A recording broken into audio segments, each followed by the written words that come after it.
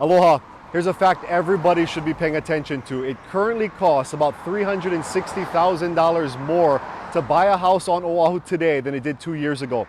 When the pandemic started, the median price for a single family home here was well under $800,000, still out of most people's price range, but that number has shot up beyond $1.1 million today. Locals who've been trying to buy continue to have to compete with investors and non-residents who come in with cash offers, sometimes hundreds of thousands of dollars over the seller's original asking price. Even when locals win these bidding wars, we still lose.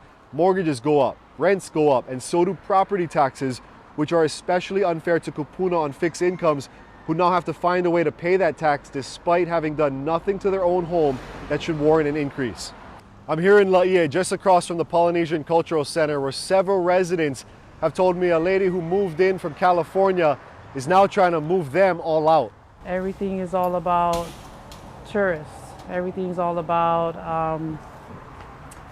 everybody that's coming to stay at her Airbnb.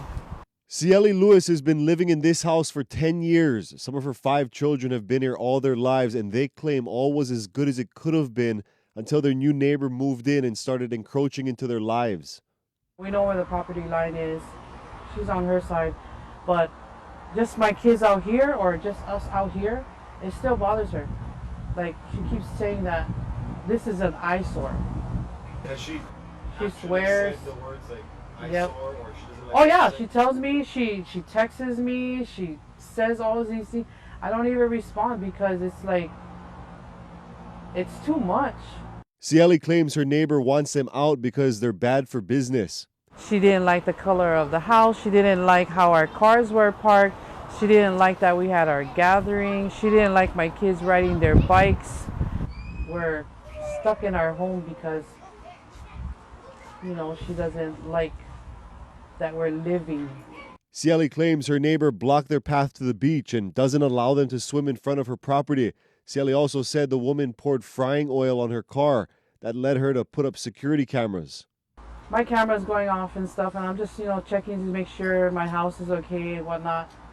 And as we're driving home, I look, and I just see her throwing things into my driveway, and I'm just like, okay, we're almost home. I'm going to go look at it.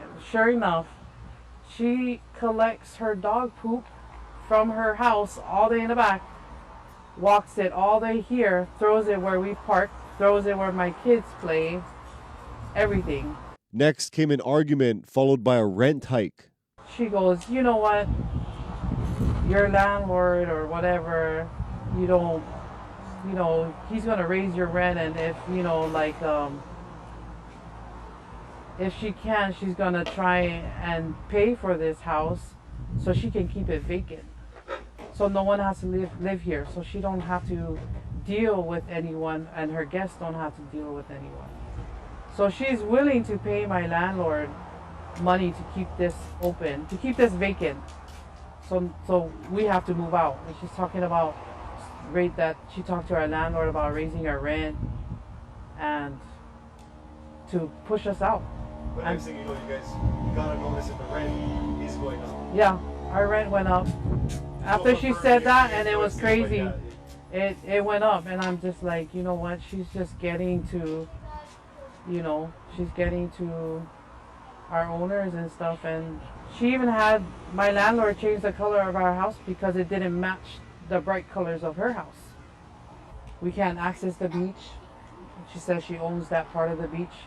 Sieli says she's made police reports but feels her family's time in their home could be up. I don't know what could happen to us. You know, we probably might not have a home as of next month because of this interview, and, you know, maybe my landlord might see it and not like it. Sieli's story has been echoed by 2 of her neighbors. One of them has already left the property. The other said they'll probably leave soon, and Sieli and them are on a month-to-month. They don't know what's to come after this video comes out, if there'll be any repercussion, but like you heard, she's standing up and trying to be a voice for everybody else who's under the same situation. And I can tell you from personal experience, talking to people as I've been walking this community, it's happening a lot of other places and people just aren't speaking up.